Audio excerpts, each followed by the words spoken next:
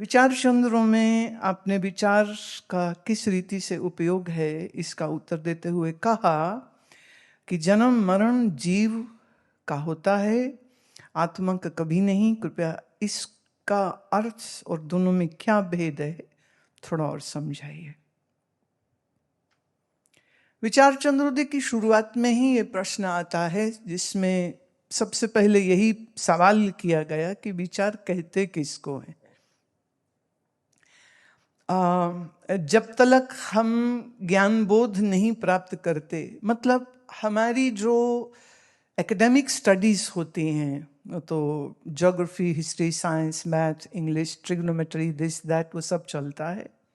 लेकिन विचार चंद्रोदय जाता है into the root of what a thought is. It's not about what you are thinking about. It's about, the question is, what is a thought? Thought can be good or bad, that's a different story. But the basic question which is asked in Vichar Chandrodaya is, what is Vichar? विचार क्या है? अगर हमें यही मालूम नहीं तो किसका विचार करना चाहिए, हम ये कैसे समझेंगे? विचार का एक बहुत लूज अर्थ में करूं तो होगा सोचना, किसी एक विषय के बारे में सोचना। अब सोचते तो सब हैं, लेकिन अब इसका विषय क्या होता है, थोड़ा उस पर ध्यान अगर हम दें तो जैसे आज सुबह भी मैं बात करी थी, हमारी पांचों ज्ञानेंद्रियां 5 विषयों के बारे में ही सोचती।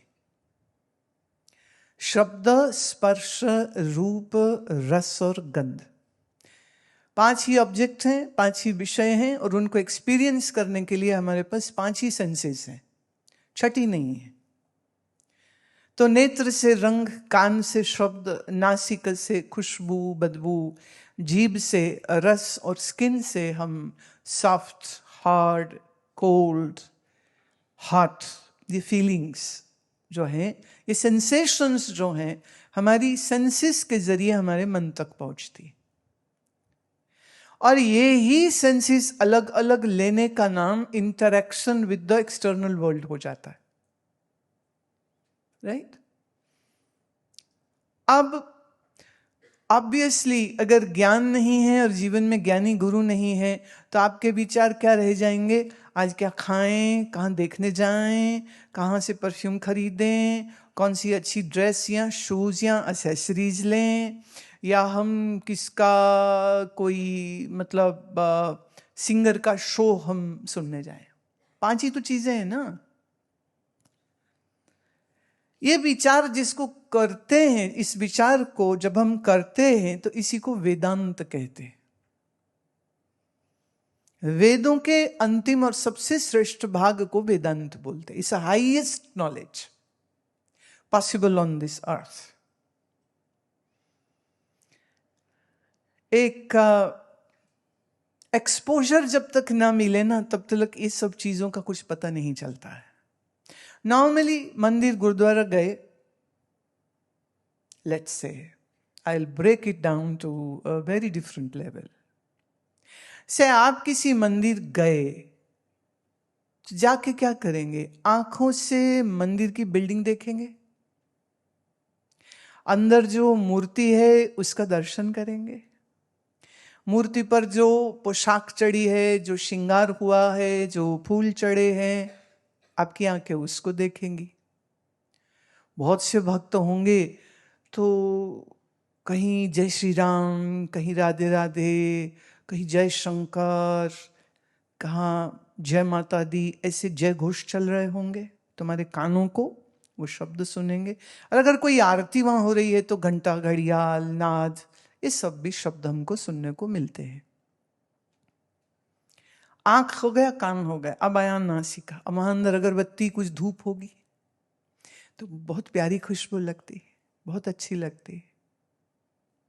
फिर वहां हम जब स्पर्श करते हैं, प्रणाम जब करते हैं तो धरती को स्पर्श करते हैं, उस द्वार को प्रणाम करते हैं, तो ये हमारा माथा और सिर और हाथ, इस सब स्पर्श के सुख को अनुभव करते हैं। और फिर अगर कुछ प्रसाद मिला तो जीभ पर गए तो उसका स्वाद लेते हैं।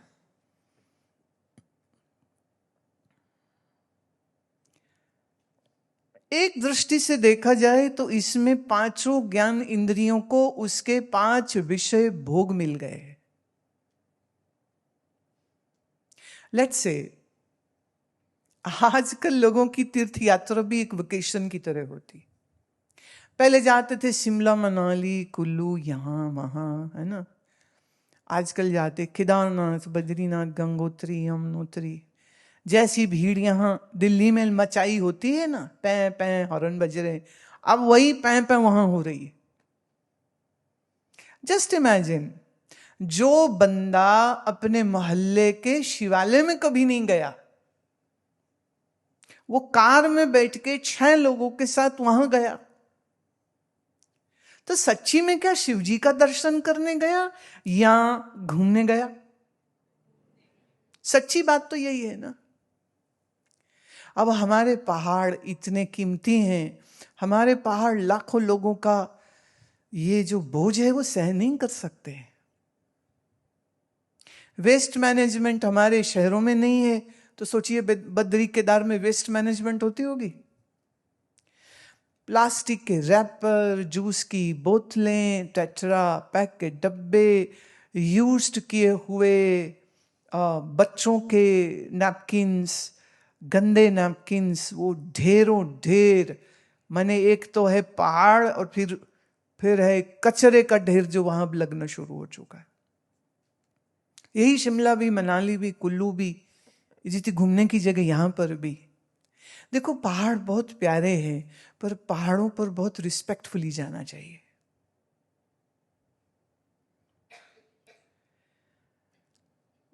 इतनी भीड़ हो गई कि वहां के प्रशासन को बल्कि कहना पड़ा, रास्ते में रोक दिया लोगों की सुरक्षा के लिए कि भाई अभी ऊपर मत जाइए, तकलीफ हो जाएगी आपको। पर सोचने की बात है, जो पड़ोस में शिवालय इतना अच्छा है, वहां क्यों नहीं गए कभी?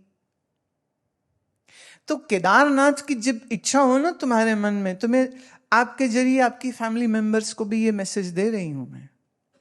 तो आप अपनी फैमिली से भी ये बात कहिए, चाचा, मामा, मौसी, बुआ, फूफा, जो भी रिश्तेदार हैं, उनसे भी ये डिस्कशन करिए कि अगर हम घर में बैठ के मंत्र अनुष्ठान करेंगे तो शिव जी की कृपा ज्यादा मिलेगी कि शिव के स्थान पर गंदगी मचा करके आएंगे तो हमको आशीर्वाद ज्यादा मिल जाएगा।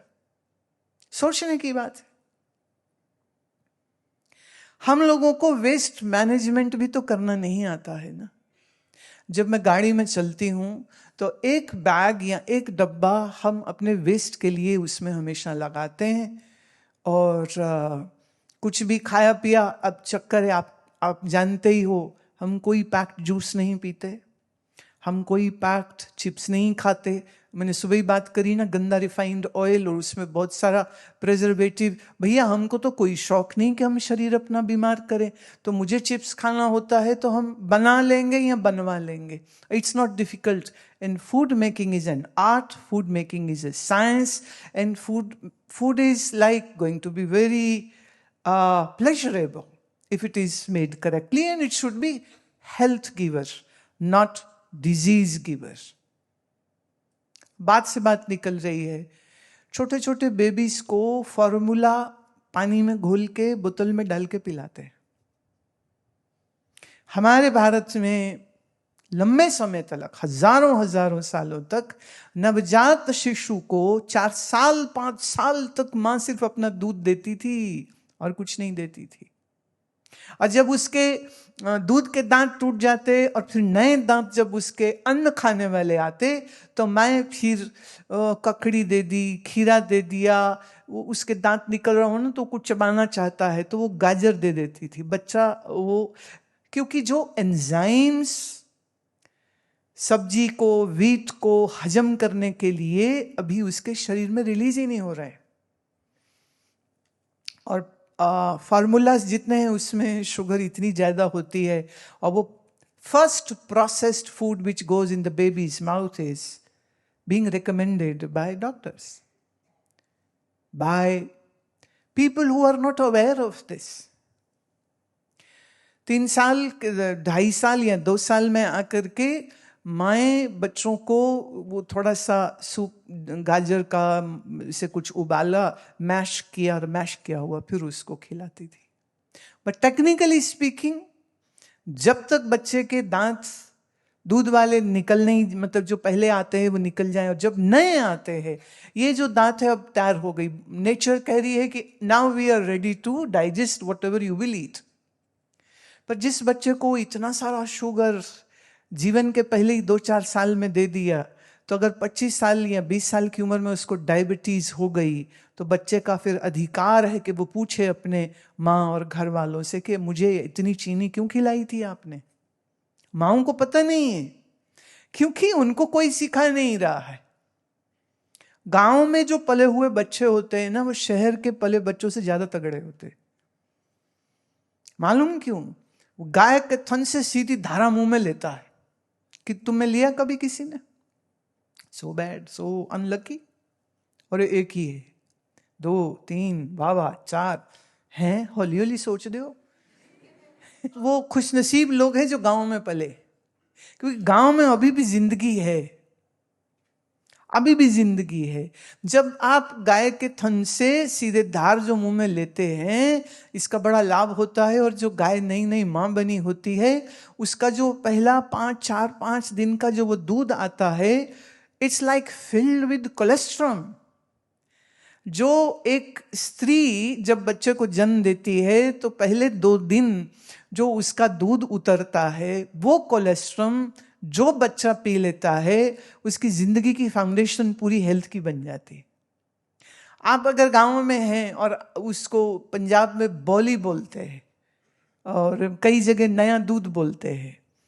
अब ये जो बना हुआ बेस्ट, जिसे मैं कहूँगी immunity booster, best antioxidant, best form of protein, best form of all the enzymes which are coming, तो वो जिसने लिया है, वो जो जिसने धार वो ली है, तो उसकी सेहत बहुत अच्छी होती।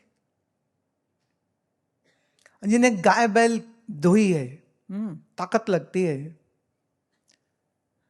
अभी आपके जो छाव वाले टीचर थे मयूरभंज के, उनसे बात हो रही थी, तो कह रहे हैं कि मेरा ख्याल पहले भी एक बार हमने बुलवाया था बच्चों को सिखाने के लिए, तब भी ये उनका ऑब्जर्वेशन था, और अभी भी ये, कि बच्चों में उतनी जान नहीं है। पैकेट का दूध पी के जान कहां से आएगी? आपके घर में हीरा सोना चांदी खरीदने पर तो बड़ा जोर है, लेकिन ये नहीं कोई सोचता कि कोई एक गाय पाल ले, कोई 100 गज 200 गज का एक टुकड़ा लेके, जो ले सकते हैं तो ऐसा टुकड़ा लेके वहां गाय रखे, गाय का दूध दोहें और खुद भी पिए, गाय माता की सेवा भी करें। उसका बछड़ बछड़ी जब होगा तो उससे जो आपको और पौष्टिकता जो मिलती है उसके, वो नए दूध से, वह आपके लिए कितनी उत्तम है।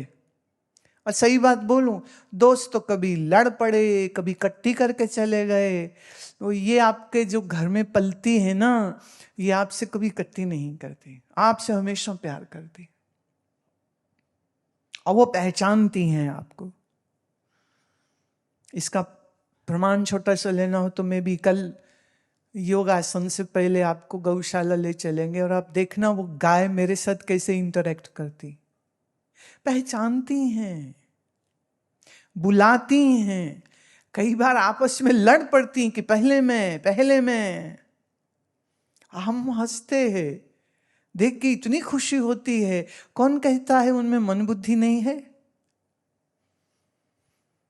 तो हमारा जो जीवन है, ये जो शरीर है ना, जिस मिट्टी पानी हवा से बना है, इसको अगर वो नेचुरल मिट्टी पानी हवा का एक्सेस नहीं मिलेगा, शरीर अच्छा नहीं रह सकता है। और जब शरीर अच्छा नहीं होगा तो फिर ताकत नहीं होगी, जब ताकत नहीं होगी तो फिर आप खेल में अच्छे नहीं होंगे, पढ़ाई में अच्छे नहीं होंगे। जॉब करेंगे ना, जवान बच्चे होते, मेरी कमर दुख गई, मेरी गर्दन दुख गई, सब कुछ दुखता ही रहता है इनका। अब क्या हो गया? अब ये हो गया है कि खाना पीना गलत हो गया है।